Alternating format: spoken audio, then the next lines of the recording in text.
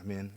열왕기상은 다윗의 마지막 시대 그리고 솔로몬으로 이어지는 그 스토리입니다. 그리고 솔로몬 이후에 나라가 갈라지는 비참한 아픔이 있어서 왕의 리스트, 북쪽의 이스라엘, 남쪽의 유다가 갈라지면서 그 모든 왕들의 스토리를 말씀을 다루고 있습니다. 그 왕들이 어떻게 하나님 앞에 존재했고 살아냈고 정치했는가 너무너무 중요해요. 그래서 우리 기독교는 정치에 관심을 가져야 돼요. 그 정치는 정치가 아니라 정치하는 사람이에요.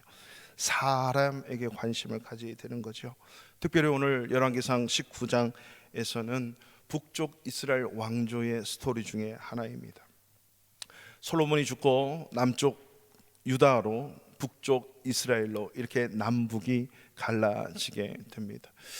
남쪽 유다는 하나님께서 약속하신 대로 절대로 다윗의 왕가를 벗어나는 왕조는 있을 수 없다. 반드시 아픔을 당하고 고통을 겪지만 절대로 왕위를 차단하지 않을 것이다 해서 솔로몬으로 이어져서 르호보암으로 이르러서 시드기야까지 다윗의 집안이 계속 왕을 합니다.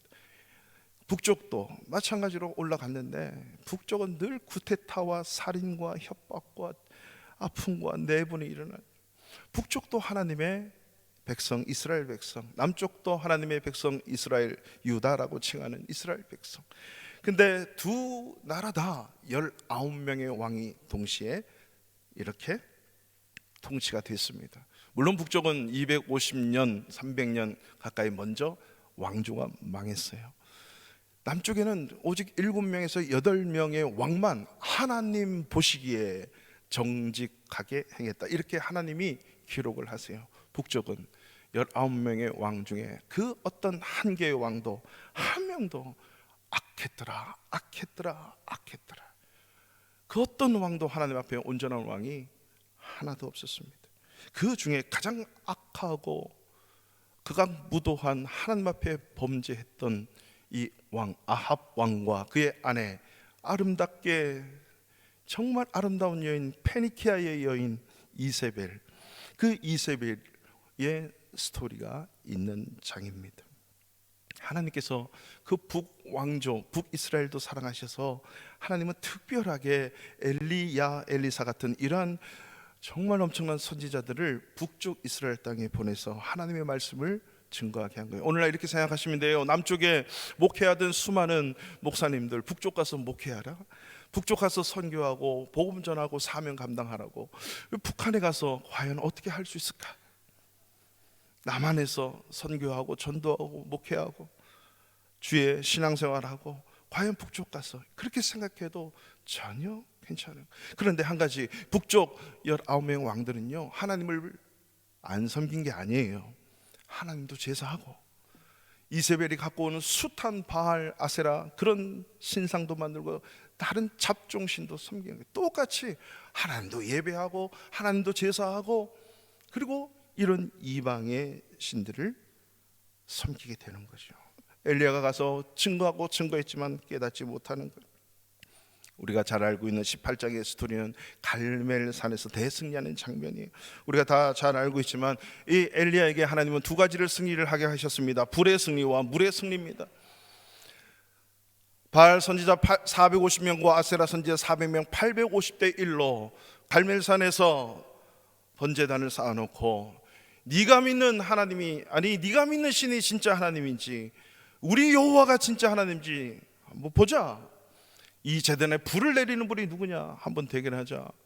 무슨 말이냐 하면서 850명과 이 엘리야가 850대 1로 그 번제단 앞에 제사를 드리게 됩니다. 결국 우리가 잘 알듯이 하루 종일 바알 아세라 선지자가 축제를 하고 제사를 했지만 어떤 해프닝도 없었습니다. 한마디의 기도 속에 하나님은 불을 내리셔서 엘리사에게 대승을 거두고 그 자리에서 850명을 다 칼로 베는 그런 대승을 거두게 하지요. 뿐만 아니라 3년 6개월 동안 물 한 방울 비 한 방울 없었던 그 땅에 엘리야를 통해서 비를 내리게 되는 이런 놀라운 축복과 승리를 맛보게 하십니다. 불 태우고 물 내리고 하나님의 엄청난 영광과 승리와 기쁨을 맛봤던 그 엘리야. 이 소식을 들은 아방의 와이프 이세벨이 너를 이 850명이 죽은 것처럼 너도 똑같이 죽이겠다. 너의 생명을 죽이지 않으면 수많은 신들이 나에게 벌을 내릴 것이다 라고 하면서 엘리야를 다시 찾아서 죽이려고 합니다. 여러분, 얼마나 능력의 종, 위대한 종, 놀랍고 아름다운 이런 놀라운 사건을 경험했던 엘리야. 이 엘리야가 죽였다고 나서자 이 엘리야는 도망을 하게 되죠. 그리고 로뎀 나무 아래에 앉아서 하나님 나 좀 죽여주세요 라고 간절히 기도합니다. 이 병을 뭐라 그러죠? 급성 공포증, 두려움, 급성 우울감, 절망하고 낭망 가운데 엄청난 처량한 고백을 하게 되는 거예요. 죽고 싶다고. 여러분 혹시 이런 일 당한 적 있습니까? 하나님의 기쁨과 은혜와 영광을 맛보고 기적을 맛보고 그러면서 주의를 감당하는데 죽고 싶어요. 하나님 나 좀 죽여주세요. 아니 이세벨이 죽이려고 하면 거기에 죽으면 되는데 안 죽고 하나님이 나를 좀 죽여주세요. 영광도 맛봤고 기쁨도 맛봤고 은혜도 맛봤어요. 그러다가 엄청난 나락으로 빠집니다. 노뎀 나무 아래에 앉아서 하나님 앞에 그렇게 간절히 기도하다가 엎어져서 잠이 드는 거예요. 그런 큰 낙심 속에 있는 엘리야를 하나님은 곧바로 회복시키게 되는 것입니다. 오늘 이 본문의 말씀을 통해서 이 엘리야가 왜 낙심을 했는가, 낙심한 이유와 어떻게 하나님께서 그를 회복시켰는지를 우리가 살펴보기를 원합니다. 코로나 바이러스, 이 바이러스의 전염병이 이제는 3년째 지나가고 있고, 이 전염병과의 전쟁 속에 바로 옆 나라는 엄청난 또 전쟁 속으로, 그것 때문에 우리 폴란드 사는 우리가 영향을 받게 돼요. 아프가니스탄 지금도 총 쏘고 죽어가고 있고, 미얀마 지금도 미얀마는 서로 칼부림 나는, 총부림 나는 그런 사태를 맞이하고 있고, 홍콩 여전히 괴로움과 고통 속에 있습니다. 지구 곳곳마다 우리 대한민국은 풀에 타서 어마어마한 피해를 입게 되는 것이고, 세계 곳곳마다 이렇게 소리 지르고 아우성 치르고 고통스러운 이때, 여러분 우리가 낭망할 수 있고 실망할 수 있어요. 우리가 첫 번째로 이렇게 낙심하게 되는 이유가 뭔가? 낙심하게 되는 이유 첫 번째, 너무나도 우리는 자기 자신에게만 집중하기 때문이에요. 내가 문제예요. 항상 내가 문제예요. 에고가 문제죠. 자아중심이 문제입니다. 우리 인간은 너무나도 연약한 존재입니다. 그렇기 때문에 우리는 하나님 앞에서 하나님 없이는 살 수 없는 존재가 인간이고, 더구나 예수 믿는 크리스찬은 하나님 없이 살 수 없는 존재이기 때문에 우리는 자기를 부인하고 자기 십자가를 져야 사는 길을 갈 수가 있거든요. 우리는 나를 잊어버리고 나를 버릴 줄 알아야 됩니다. 나에게 너무 집중하기 때문에 낙심이 찾아온다는 사실 아십니까? 이것이 위기예요. 자, 우리 1절부터 4절까지 우리 다시 한번 말씀을 다 같이 한번 읽어보겠습니다. 시작. 아합이 엘리야가 행한 모든 일과 그가 어떻게 모든 선지자를 칼로 죽였는지를 이세벨에게 말하니, 이세벨이 사신을 엘리야에게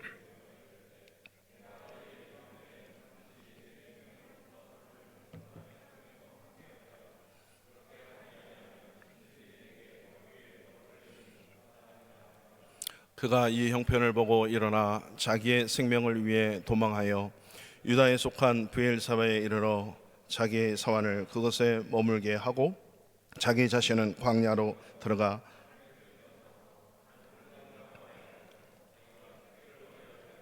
여호와여 넉넉하오니 지금 내 생명을 거두시옵소서. 나는 내 조상들보다 낫지 못하니이다 하고 로뎀 나무 아래에 누워 잡니다.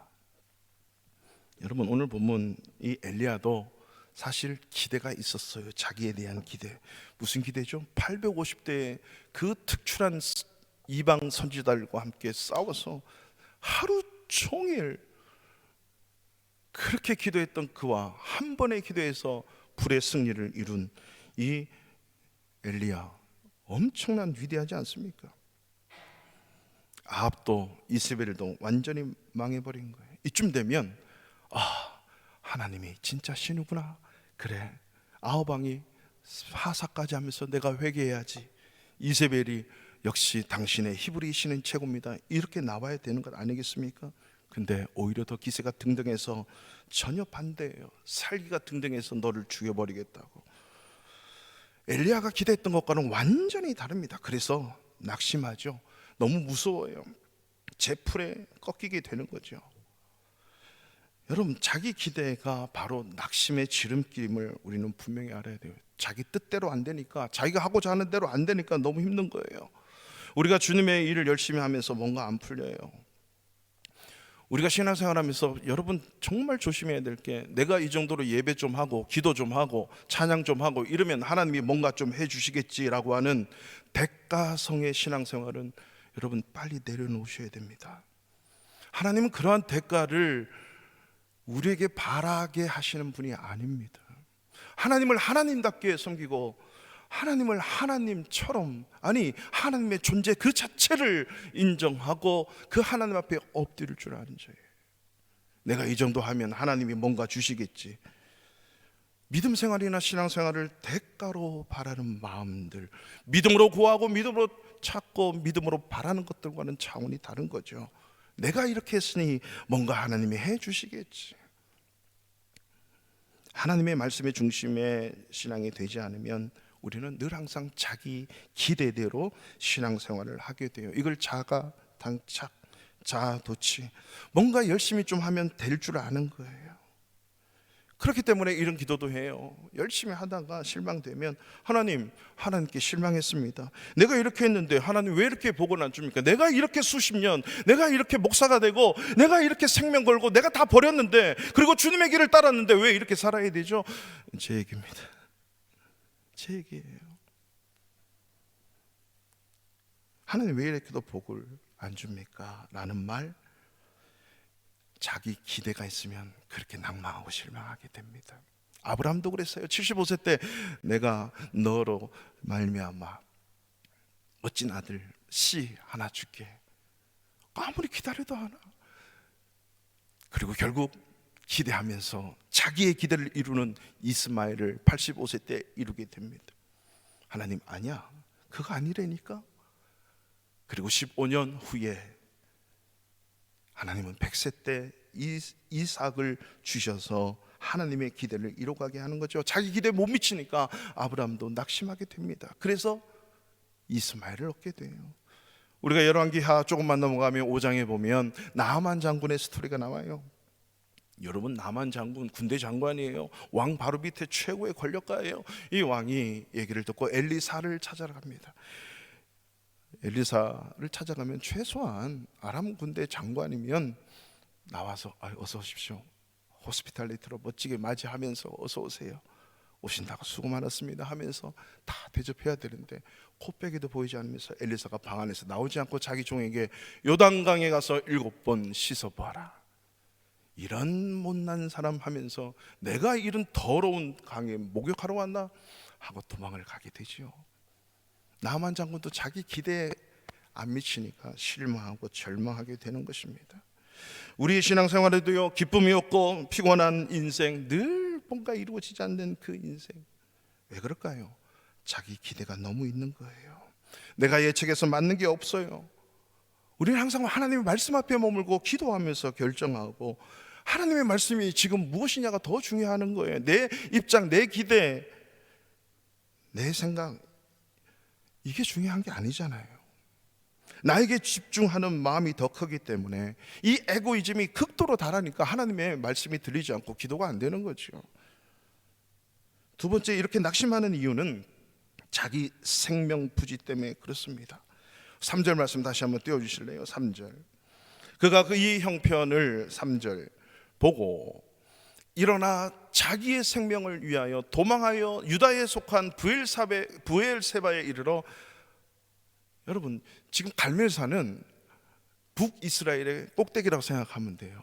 지금 부엘세바는 북이스라엘의 남유다와의 경계선을 넘어서서 부엘세바는 애국과의 경계선에 있는 그 가장 남단입니다. 그까지 도망을 가는 거예요.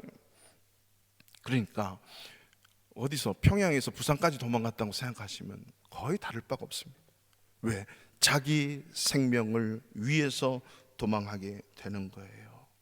끝까지 도망치고 불안해서, 그것도 자기 혼자 광야길로 들어가서 로뎀 나무 아래 4절 앉아서 죽기를 하나님 앞에 갈망을 하는 거예요.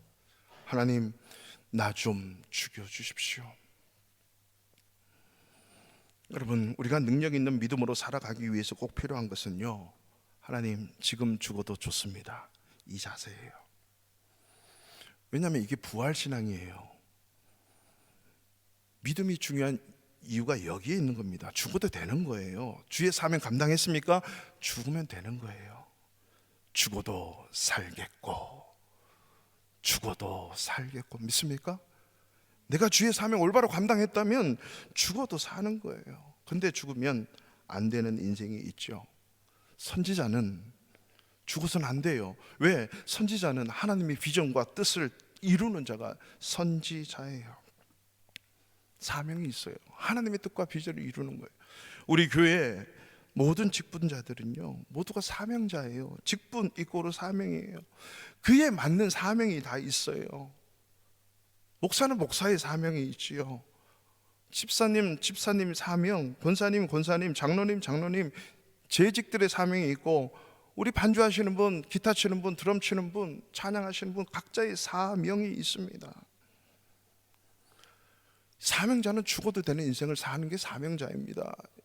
여러분, 미션 영어지만 한자로 미션은 한자가 없죠. 사명, 일 사자에다가 생명 명자잖아요. 목숨 명자. 일하다가 죽는 게 심부름 사자예요. 하나님의 심부름 하다가 죽는 게 사명자입니다. 목사는 말씀 증거하고 목양하다가 죽어야 돼요. 죽으면 죽어야죠. 이게 사명자입니다. 여러분, 무슨 일 하시다가 죽으실래요? 생각해 보십시오. 지금 선지자 엘리야는 하나님 앞에서 자기 생명 때문에 도망가서 살려달라고 몸부림치고 있어요. 이세벨에 맞서서 850대 1로 다 죽였다면, 850명을 순간에 죽였다면 이세벨 왕 죽일 수 있잖아요, 상식적으로는. 근데 자기 생명을 살리려고 하나님 앞에 엎드려서 자기 생명을 위해서 도망을 하는 사명자. 이렇게 세 번째 낙심하는 이유는 자기 열심 때문이에요. 오늘 본문 우리 읽지 않았지만 10절을 한번 띄워주실래요? 10절. 여러분, 10절 말씀 있으시면 한번 보십시오. 시작. 그가 대답하되 내가 만군의 하나님 여호와께 열심히 유별하오니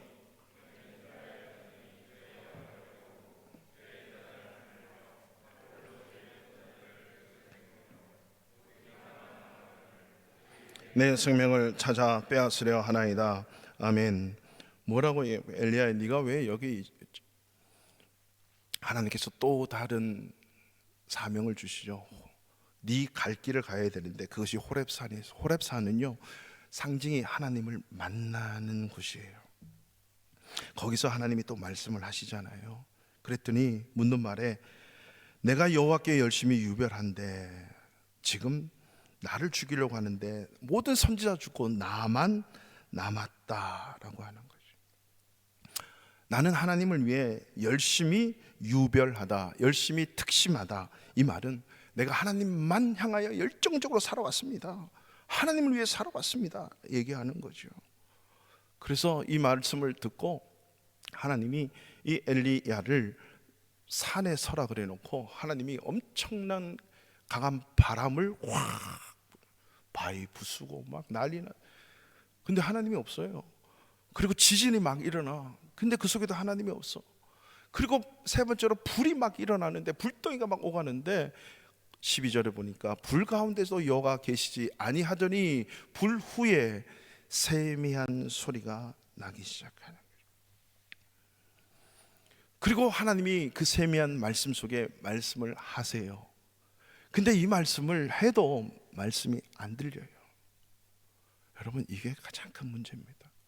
여러분, 제발 교회에 오셔서 예배 시간에 말씀이 잘 들려야 돼. 가장 좋은 교회는 내가 예배 시간에 목사님으로 또 말씀 듣고 그 말씀에 순종할 수 있는 교회가 가장 좋은 교회예요. 여러분, 우리가 교회를 어디 가셔서 이사를 가시거나 다른 교회 가셔서 그 말씀 듣고 하나님 제가 여기 헌신하고 순종하겠습니다, 그 교회 가셔야 돼요. 우리 바르샤바 하나님께 오신 분들은 아마 다 그렇게 해서 오신 것 같은데, 그게 순종하겠다는, 이 예배 시간에 말씀이 안 들리면 정말 괴롭습니다. 이게 세미한 음성, 하나님이 예배 가운데 하나님이 말씀하시는 거예요. 그런데 놀랍게도 14절을 보여주세요. 똑같이 10절에서 반복하는 거죠. 시작. 그가 대답하되 내가 만군의 하나님 여호와께 열심히 유별하오니 이는 이스라엘 자손이 주의 언약을 버리고 주의 제단을 헐며 칼로 주의 선지자들을 죽였음이오며 오직 나만 남았거늘 그들이 내 생명을 찾아 뺏으려 하나이다. 아무리 강한 바람이 일어나고 아무리 지진이 나고 불이 해도 하나님은 거기에 안 계세요. 중요한 것은 하나님 말씀을 들어야 되는 거예요. 기적이 일어나고 엄청난 사건이 일어나고 엄청난 지진이 일어나고 고통이 일어나고 불이 일어나고 하나님 거기 안 계세요. 우리는 하나님 말씀 앞에 서야 돼요. 그래야 하나님이 무슨 일을 해야 될지 가르쳐 주는 거거든요. 그래서 말씀하시는데 안 들려요. 안 들려. 그리고 여전히 자기는 자기 생명 부지 때문에, 자기 고집 때문에 여전히 10절에서 그 말을 반복하고 있는 거예요. 나 열정적으로 하나님 섬겼지 않습니까? 근데 나를 죽이려 하고 있는데 그들 손에 안 죽고 나는 하나님 손에 죽고 싶습니다. 여러분, 주님의 일은 자기 열심으로 하는 게 아닙니다. 자기 중심으로 하는 게 아니에요. 고집 부리고 자기 생각 갈 길 간다, 이게 아니에요. 하나님 말씀 앞에 머물러야 돼요. 말씀에서 무슨 말씀을 하시는지 그 말씀대로 순종하면서 가는 그 길이 사명자고 하나님의 선지자고 우리 예수 믿는 사람들의 삶이에요. 자기 중심적인 사람은 자기 기대와 자기 생명 살겠다고 자기 열심으로 하면서 아무도 없습니다, 다 죽었습니다, 나만 살았습니다. 둘째로, 그렇다면 이렇게 낭망하고 있는, 낙심하고 있는 이 엘리야를 하나님은 어떻게 회복시켰을까요? 이게 포인트예요. 회복할 수 있는 길, 오늘 말씀 전체로 보면 세 가지 연결이 되어 있어야 된다는 거예요. 세 가지 연결을 잘 시켜야 됩니다. 우리 인간은요, 관계적 존재예요. 홀로 살 수 없습니다. 사람 인자도 그렇다면서요. 이렇게 바치고 서 있고 바치고, 바치는 사람도 중요하고 서 있는 사람 인자도 그렇다면서요. 하나님이 인간을 창조하실 때는요, 인간과 관계하기 위해서 창조하셨습니다. 믿습니까? 하나님은 해, 달, 별, 우주 만물, 동물 만들어 놓고 그 가운데 그들과 교제하려고 만드신 게 아니에요. 하나님은 자기 형상을 만들어 놓고 영원토록 죽지 않고 영원토록 그들과 함께 거닐고 함께 하기를 원해서 우리 인간을 만드셨어요. 그렇기 때문에 우리 인간은 반드시 하나님 그분과의 관계적 존재로 살아내야만 올바른 인간이 될 수 있는 겁니다. 하물며 예수 믿는 사람은, 그래서 세 가지 연결을 우리 믿는 사람은 잘 해야 돼요. 첫 번째는 하나님과 연결 잘 해야 돼요. 하나님과 연결. 두 번째는 내가 아는 다른 동역자, 사람들과 연결을 잘 해야 돼요. 세 번째는 사명과 연결시켜야 돼요. 이 연결을 동시에 연결시키지 못하면 삶 따로, 신앙 따로, 믿음 따로예요. 교회 아무리 다니고 예수 아무리 믿어도 이 연결이 안 되면 nothing. 네 몸을 불태워 구제할지라도 nothing. 울리는 꽹과리래요. 왜 그러냐면 그 자체가 나쁜 게 아니라 하나님과 연결되고 동역자와 연결되고 하나님이 나에게 주신 사명과 연결시켜야 이게 온전한 하나님이 받으시고 우리가 회복되어서 지치지 않고 어떤 상황에도 당당하게 이세벨 앞에, 아합 앞에 맞설 수 있는 엘리야가 된다는 거죠. 그래서 하나님이 아마 엘리야를 이 회복시키고 그 사명 다 하니까, 이야 그래 너 안 죽일게, 살아서 산채로 회오리 바람 타고 아마 끌어올리신 것 같아, 아무리 생각해도. 첫 번째 하나님과 연결시킬 줄 알아야 돼요. 5절부터 7절까지 말씀 볼까요? 시작. 로뎀 나무 아래에 누워 자더니 천사가 그를 어루만지며 그에게 이르되 일어나서 먹으라 하는지라. 본즉 머리맡에 숯불에 구운 떡과 한 병에 물이 있더라. 이에 먹고 마시고 다시 누웠더니 여호와의 천사가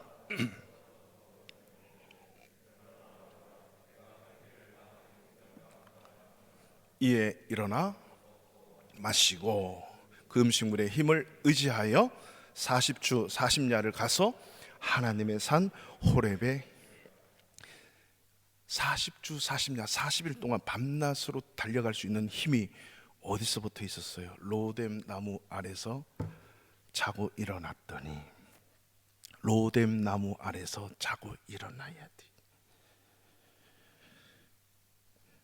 여러분, 하나님이 로뎀 나무 아래로 이끄셨던, 거기에 앉아서 막 죽기를 간구하고 나밖에 없어요 하고 너무 지쳐서, 여러분 얼마나 고통스럽겠어요. 갈멜산에서 그 브엘세바까지, 평양에서 부산까지 끊임없이 달려와서 엎어져가지고 하나님 나 좀 죽여주세요. 그냥 자버렸어.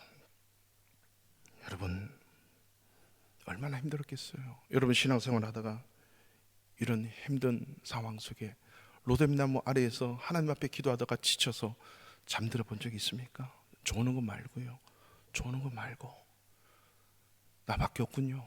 하나님 제 인생 왜 이럴까요? 하면서 엎어져가지고 하나님 앞에 기도하다가 지쳐가지고 잠들어 본 적이 있습니까? 그 로뎀 나무 아래가 어디입니까? 여러분은 우리 교회가 로뎀 나무 아래 아니겠어요? 하나님 앞에 엎드려서 하나님 이게 안 되네요. 이게 왜 이렇죠? 엎어져서 하나님 나 좀 죽여주세요. 하나님 앞에 엎드려 엎어지고 자빠지고 그럴 때 하나님께서 먹이시고 천사를 보내서 어루만져서 먹고 자야지, 마시고 자야지, 또 재우고 또 천사가 와서 어루만지면 먹고 자야지, 먹고 자야지. 여러분 우리 자녀들 지쳐서 잘 때 먹고 자, 먹고 자, 어루만져서 마셔야지 다 하고 또 재우고 먹이고 재우고 세우고. 여러분 로뎀 나무 예전에 한번 보여드렸지만 로뎀 나무는 가시나무예요. 풍성한, 잎이 풍성하고 그 밑에 뭐 이렇게 그늘이 있고 시원하고 이러지 않아요. 가시나무로서 밤에 광야에서 머물 수밖에 없는 그 순간 길을 잃었을 때 그걸 찾으면 그걸 해다가 불을 피워가지고 따뜻하게 밤에 만드는 그냥 불소식이에요. 불. 그 로뎀 나무 아래에 엎드는 이유가 뭡니까? 그곳에 하나님이 천사를 보냈기 때문에 그 로뎀 나무 아래가 중요한 거예요. 하나님이 그렇게 천사를 보내서 우리가 더 이상 지치지 않고 낭망하지 않고 회복해서 하나님의 뜻을 이루는 자로 세우기 위해서 하나님의 천사를 보내는 그곳 먹음이 있고 잠이 있고 평안이 있고 마심이 있고 힘을 얻을 수 있는 그곳이 로뎀 나무예요. 보잘것없는 로뎀 나무가 중요한 것은 하나님이 천사를 보내고 하나님이 거기 계시기 때문이에요.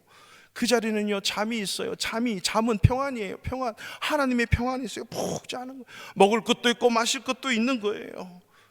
두려움에 떨어서 고통 속에 엎어진 그 엘리야를 깨워서 하나님이 찾아오셔서 2번씩이나 천사를 그렇게 어루만지고 보내는 거예요. 예수님께서 겟세마네 동산에서 아버지 할 수만 있다면 저 이거 치기 싫어요.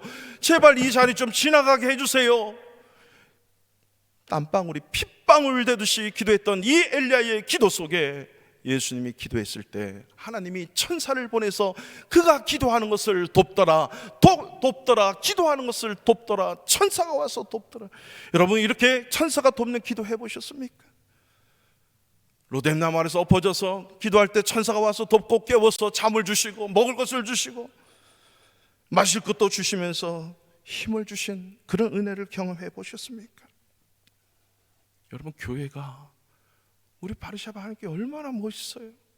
아름답고 삶과 죽음의 길이에 있음에 가누란 말도 못하고 가버린 저런 인생이 있지만 우리는 지금 죽어도 언제 죽어도 이게 로뎀 나무이기 때문에 이 속에 오면 주님이 그렇게 천사를 보내시고 주님이 어루만져서 먹이고 잠도 주시고 재워도 주시고 먹을 것도 마실 것도 주시는 그 하나님, 그리고 호렙산으로까지 보내주시는 거예요.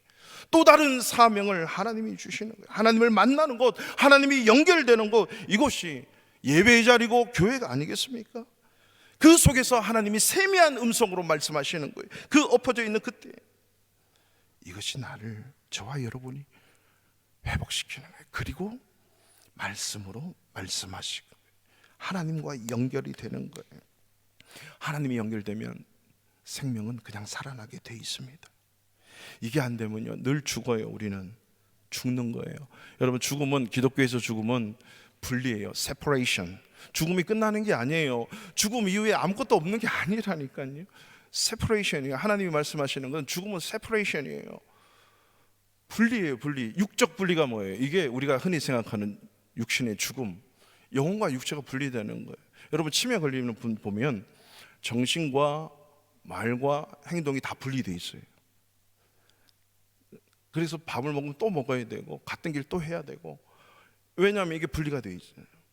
몸과 영혼이 분리되는 걸 육체적인 죽음, 그게 과학적인 죽음, 생리학적 죽음이지 않습니까? 영적 세퍼레이션, 영혼이 죽었다 이 말이면 하나님과 분리된 거예요. 살아있지만 하나님과 분리되면 죽음이에요. 하나님과 연결되어야 되는 거예요. 그리고 영원한 분리, 이게 영생, 영벌, 지옥과 천국은 영원한 분리예요. 이거는 더 이상 합쳐질 수가 없는 영원한 분리, 이게 영생이고 지옥이거든요. 이 세 가지 분리예요. 그러나 이것이 사람이 하나님과 연결되면 생명이 충만해지기 때문에 이 생명이 살아 움직이는 거죠. 그래서 이 생명은 내가 힘쓰고 애쓴다고 된다는 것이 아닙니다. 우리는 그냥 하나님께 연결만 되면 살아나는 거예요. 힘을 얻고 무엇을 어떻게 해야 될지 보여지는 거예요. 기쁨이 있고 감사가 있고, 이게 주의 일이라니까요. 요한복음 15장 5절에 나는 포도나무요 너희는 가지라, 그가 내 안에 내가 그 안에 거하면 열매를 많이 맺나니 그러나 나를 떠나서는 너희가 아무것도 할 수 없느니라. 이 말씀에서 두 가지를 분명히 아셔야 돼요. 나는 포도나무고 너희는 가지예요. 근데 우리는 자꾸 내가 포도나무가 되려고 해요. 이 자체부터 하나님 앞에 잘못된 거예요. 걸음이 잘못된 거예요. 우리는 가지예요. 가지, 포도나무가 아닙니다. 가지됨을 인정하고 이 가지는 포도나무에 붙으려고 애를 쓰는 거죠. 그래야 열매가 맺혀지는 거예요. 둘째는 가지와 포도나무 연결이 돼야 돼요. 연결되면 다 살아나요. 연결되면 잠도 잘하고 밥맛도 있고 어떠한 음료도 다 마실 수 있어요. 힘이 나요. 근데 이 연결이 안 되면 죽음이죠. 우리 크리스찬들은요, 아무리 돈 많고 실력이 있고 아무리 잘 나가도 하나님과 연결된다면 나중이에요. 하나님과 연결되어 십자가의 군병으로 십자가를 증감해 살아갈 수 있는 사람이 돼요. 복음서에 나타난 12제자들의 12사도들의 삶을 보세요. 늘 말씀에도 잊어버리고 저 말씀이 무슨 말인지 깨닫지도 못하고 믿음도 없다고 맨날 혼나고 심지어 부인하고 도망가고 다 버리고 자기 갈 길로 가버립니다. 이랬던 제자들이 사도행전에서 예수님이 부활하시고 10일 동안 마가 요한 다락방에 모여서 불러 기도하고 하나님 앞에 말씀에 순종하면서 열흘 동안 기도했던 이들이 하나님과 연결되니까 성령이 들어오고 그 성령으로 말미암아 연결된 인생들이 전 세계의 복음화를 위해서 생명을 내놓으면서 이 일을 감당했지 않습니까? 하나님과 연결되니까 이래서 안 되고요, 몰라서 안 되고요, 약해서 이렇고요, 이것 때문에 안 되고요. 하나님이 연결 안 됐으면 우리는 늘 연결 안 된 그것을 보고 있는 거죠. 제가 예전에 이 얘기하면 또 시간이 많이 지나가는데, 아무튼 최초의 스마트폰이 아이폰이잖아요. 애플에서 나온 스마트폰. 처음에 그게 뭐 나온지 몰랐어요. 인도에 있는데 이상한 게 벽돌 같은 게 있고, 이게 스마트폰이래요. 그러면서 어떤 법인장 집사님이 가시면서 목사님이 이것 정도는 사용하셔야 됩니다. 그러면서 제가 쓰던 건데 죄송하지만 최초로 만든 그 스마트폰을 주고 가셨어요. 그 스마트폰 보시면 그 잭이 별로 안 좋아요. 그래서 주고 가신 거 그 잭을, 그때 초창기니까 잭도 안 팔아요. 미국에서 와야 되고 막 이게 막 안 되고 이게 왜 안 돼? 배터리 충전해야 되는데 막 했는데 이것도 껴보고 막 했는데 콘센트 연결된 벽에 있는 그게 빠져 있는 거예요. 연결이 안 돼 있어요. 근데 난 여기서 계속 내 스스로 뭔가 연결해서 살려보려고. 메인 파워. 우리는 하나님으로부터 나왔잖아요. 포도나무에 연결되어 있어야 되잖아요. 하나님과 연결되면 이건 자동으로 연결되는 거예요. 살아나고 충전되고 힘을 얻는 거죠. 하나님과 메인 파워가 이게 걱정이 없고 우리는 여기서 맨날 움직이는 이게 저예요. 이게 저한테 하는 설교예요.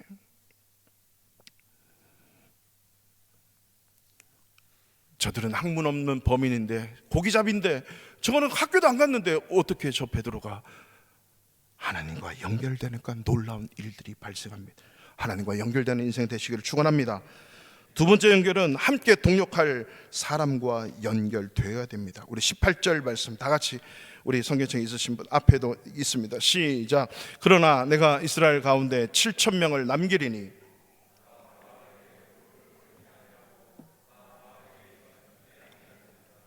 다 바알에게 입맞추지 아니한 자래요. 바알에게 연결되지 않고 하나님과 연결되어서 하나님이 남겨두신 몇 명이 있어요? 7,000명을 남겨둔. 그 중에 한 명, 하나님이 엘리사를 주잖아요. 하나님이 연결되니까 알아차리는 거예요. 우리는 다 나 혼자 하는 것 같고, 내가 뭔가 이뤄야 되는 것 같고, 나 혼자 남아서 뭔가 열심히 특심인 줄 알고. 하나님은 그게 아니에요. 7,000명인데 너 뭐하니? 7,000명이 있는데. 하나님은 그렇게 믿음의 동력자, 모든 동력자를 연결시켜주고 하나님이 그렇게 만들어주는 거예요. 에베소서 2장 21절 20절에 보면 예수님이 친히 모퉁이 돌이 되신대요. 그 안에서 건물마다 서로 연결하여 주 안에서 성전이 되어가고, 하나님이 거하실 처소 성령 안에서, 그리스도 예수 안에서 함께 지어져 가는 거예요.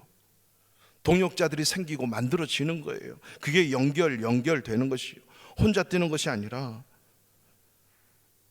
우리는 서로 연결되어서 서로 하게 되는 거예요. 여러분, 결혼도 그런 거 아니에요? 0%, 100% 되는 사람 없습니다. 다 부족합니다. 50% 되는 사람이 만나서 100을 만들어야 되거든요. 부부가 그런 거 아니겠어요? 살아보니까 그렇더라고요. 이게 결혼이에요. 완벽한 한 사람이 없습니다. 그 사람이 부족하면 내가 그렇게 부족한 거예요. 똑같아요. 완벽한 사람끼리 만나면 하나가 되지 않아요. 부족하니까. 그래서 하나님은 엘리야의 부족함을 위해서 7,000명을 만들어 놨어요. 이후에 엘리야는요, 선지학교를 만들어서 수많은 선지자들을 길러내고 동력자를 베푸고 혼자 독야청청하지 않았습니다. 엘리사를 만들지 않습니까? 그렇게 동역자와 연결되어서 이 7,000명과 함께 하나님은 놀라운 일들을 이스라엘 땅에 행하시는 거예요. 마지막 세 번째 연결은 사명과 연결되는 거예요. 사명과. 15절 16절 우리가 읽지는 않았지만 보면 엘리사가 세 사람을 세우게 됩니다. 기름 부어 세 사람을 세우는데요, 아람 왕이 베나닷이 자기 밑에 아하시 군대 장관에게 구테타를 당해요. 그래서 하사엘이 왕이 되는데 그를 기름을 부어서 아람 왕으로 세우게 해요. 여러분, 아람 왕은 이방 땅이에요. 요르단 그쪽 동네거든요. 이스라엘 땅이 아니에요. 가나안 땅도 아니고. 근데 하나님이 아람 왕의 기름 부으라, 이 말은 하나님은 이방의 역사도 주관하고 다스린다고 하는 말씀이에요. 하나님은요, 푸틴도 움직이고 엔젤스키도 움직이고 폴란드 대통령, 우리나라 대통령, 미얀마 대통령, 아프가니스탄 대통령 다 움직이시는 분임을 믿으시기 바랍니다. 하나님은 모든 이방인들의 왕권도 하나님이 작용하시고 하나님이 다스리시는 거예요. 이 사고가 없으면 자기 중심적이 밖에 몰라요. 둘째는 북이스라엘 왕 아합 왕이 죽고 이제는 예후가 일어났는데 그 예후 왕을 기름 부으라는 것이에요. 그리고 자기 후계자 엘리사, 19절부터 엘리사에게 기름 부어서 이 세 사람을 세우는 거죠. 여러분, 이 일을 누가 하셨습니까? 하나님이 하셔야 되는 거예요. 근데 이 일을 직접 기름 붓는 사람은 엘리야가 하는 겁니다. 이게 사명이에요.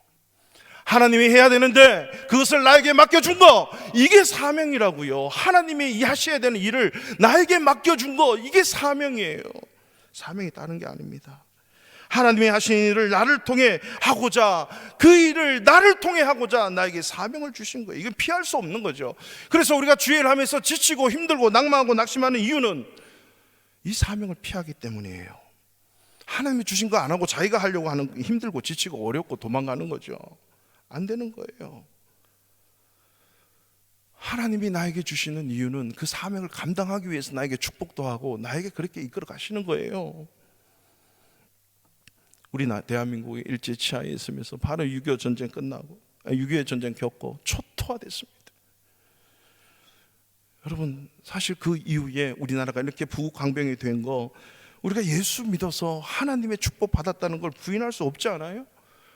소망 없고 희망 없고 구심점 없었던 우리 대한민국, 하나님께서 복 주셔서 큰 일을 했는데, 그 중에 가장 큰 일이 뭐예요? 미국 다음으로 그 작은 나라가 세계 선교의 선교 대국이 된 거예요. 어떻게 됐든 간에 두 번째로 세계 선교사가 제일 많은 나라가 됐어요. 우리 대한민국이 뭐 어떻고 이렇든 저렇든 하나님께서 그렇게 우리 대한민국에 축복을 내리시는 이유는 그 축복의 사명을 감당하는 거예요. 그 사명이 뭐죠? 무너지고 자빠지고 초토화된 대한민국 땅에, 조선 땅에 와서 생명 걸고 복음을 증거해서 그렇게 일으켰던 것처럼 그 선교사님들을 통해서 그 일을 일어나게 하는 거예요. 그거예요, 그거. 하나님은 하나님의 일을 그렇게 복을 주어서 복을 주어 가라사대 이 사명, 하나님의 일을 감당하게 하는 거예요. 그런데 그런 축복을 받고 우리는 엉뚱한데 사용하면, 선교하지 않고 전도하지 않고 영혼 구원을 포기해버리면 그 사명이 사라질 수 있죠. 하나님이 축복하실 이유가 없는 거예요. 사명 없는 자에게 축복을 주면 그게 썩게 되는 거예요. 이 축복의 이유를 우리는 잃어버리지 말아야 될 이유가 여기 있는 거예요. 하나님, 저에게 복을 주세요. 왜요? 영혼 구원하고 죽어가는 하나님의 영혼 살려내려고. 하나님, 저에게 복을 주세요. 왜요? 선교하려고, 전도하려고, 영혼 구원하려고. 하나님이 가장 기뻐하시는 것, 지옥 가는 인생 천국 가도록 만들어야 되는 거 아니겠습니까? 이 일 때문에 제가 생명 바치겠습니다. 그래서 축복 주시는 거예요. 개인도, 가정도, 교회도 그거는 당장 해야 돼요. 축복의 이유를 잃지 않게 해 주옵소서. 나중이 아니에요. 지금 당장 주의 복음사에게 우리는 쓰임 받아야 돼. 내가 갖고 있고 내가 하고 있는 모든 것들이 사명과 연관되어 있어야만 되는 거죠. 여러분, 어떤 분이 인생을 이렇게 간단히 세 가지로 요약하고 있더라고요. 한번 잘 들어보세요. 첫 번째 인생은 산타클로스가 있다고 믿는 인생이래요. 두 번째 인생은 산타클로스가 없다는 것을 알고 안 믿는 인생이래요. 세 번째 인생은 내가 산타클로스가 되는 인생이래요. 지금 여기 예배드린 분들 중에 혹시 산타클로스가 있다고 믿는 분 있습니까? 산타클로스가 있다. 지금도. 아마 제가 엉뚱한 질문해서 죄송합니다만 너무 유치하죠. 이 나이에 믿지 않는 게 당연하죠. 근데요, 정서 심리학적으로 글이 있어요. 지금도 산타클로스가 있다고 믿는 자들은 정서가 풍성해진대요. 그걸 기다리고. 왜냐하면 무식한 건지 모르겠지만 아마 순진하니까 정서적인 것을 누릴 수 있다고 해요. 그래서 정서적으로 풍성해져요. 근데 험악한 세상 막 살다 보면, 아, 이게 아니구나. 산타클로스가 없네. 아, 양말은 성탄 추리에 걸어놓는 게 아니라 내 발에 신어야 되는 거구나. 그 양말 속에 우리 아버지 엄마가 밤에 잘 때 그냥 넣는구나. 이걸 사실을 아는 순간 안 믿게 되는 거죠. 근데 더 중요한 것은요, 그러는 순간 내가 산타가 되어야겠다라고 쉬부터 하는 거예요. 내가 산타가 되어야 된다는 거죠. 내가 산타가 없는 것을 안 믿고, 알고 안 믿고 내가 산타가 되는 것이 중요한 인생. 잘 재우고 먹이고 세우고 우리 또한 누군가의 산타클로스가 되어줘야 돼요. 그래서 하나님의 사명으로 연결시킬 수 있어야 돼요. 예수 안 믿는 사람이 당신이 왜 인생에 태어난 줄 아십니까? 왜 예수를 믿어야 되는지 아십니까? 와 연결시켜서 포도나무로 붙일 수 있는 그 사명자가 되어야 되는 거예요. 엘리야가 바로 산타클로스예요. 우상 다 무너뜨리고 하나님 말씀 똑바로 들어야 되지 않습니까? 라고 다 죽이고 물 안 오던 물 내리게 하고 하나님을 기쁘시게 하고 하나님의 영광을 위한 사명자. 누가 틀렸니 맞니 네가 잘났니 못나니 느리니 빠리니 그 싸움이 아니라요. 우리가 사명자가 되지 않으면 사는 것 자체가 의미가 없습니다. 하나님과 연결되고 동역자와 연결되고 하나님의 사명과 연결되지 않는 그 어떤 무엇은 nothing, 아무것도 아니에요. 사명을 감당해야 돼요.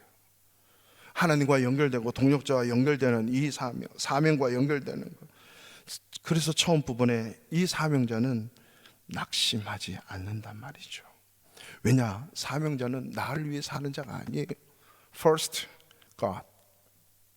God first예요. Second, others. 다른 사람. Third, you. 나예요. 여러분 조이 선교의 JOY. First, Jesus. Second, others.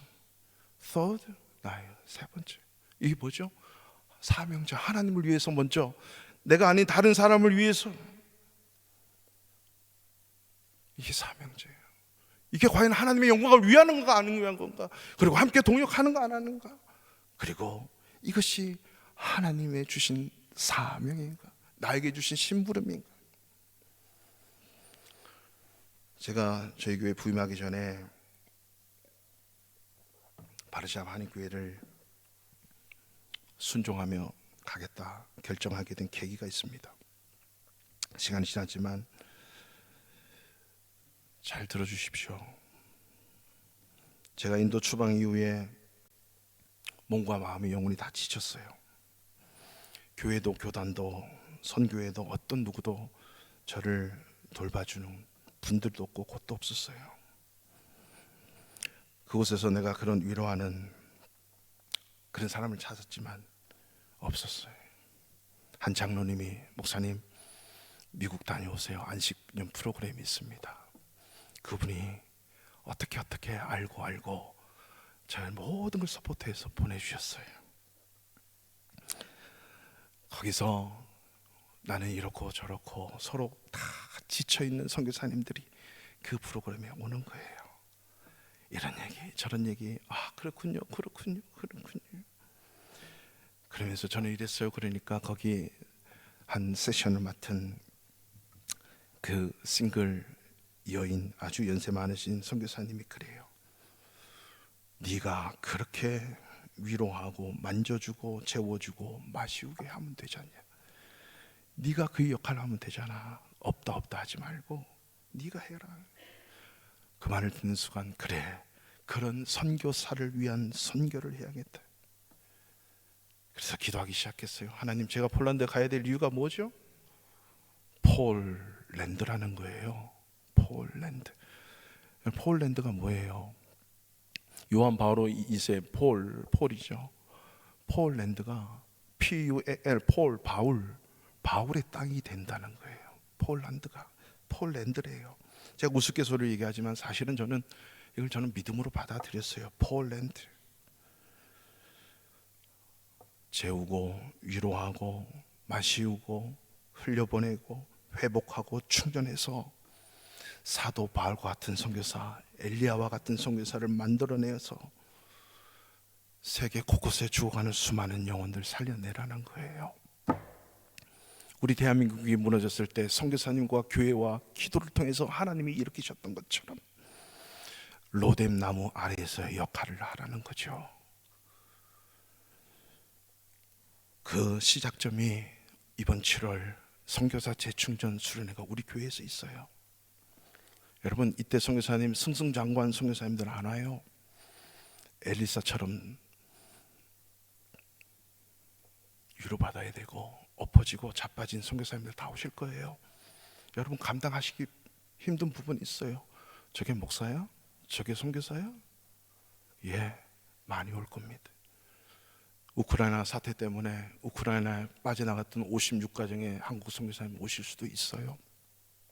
안 오실 수도 있어요. 여러분이 상상하기 싫은 엘리야와 같이 이런 엉뚱한 선교사가 올 거예요.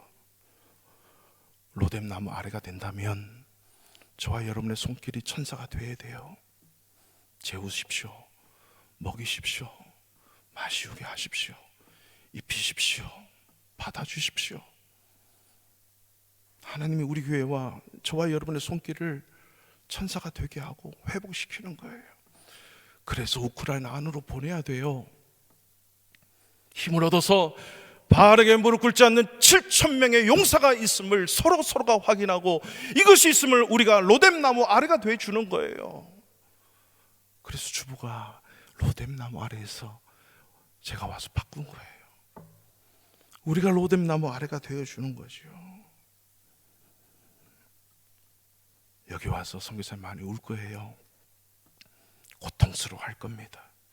그렇지만 바울 사도가 될 거예요. 엘리야가 될 거예요.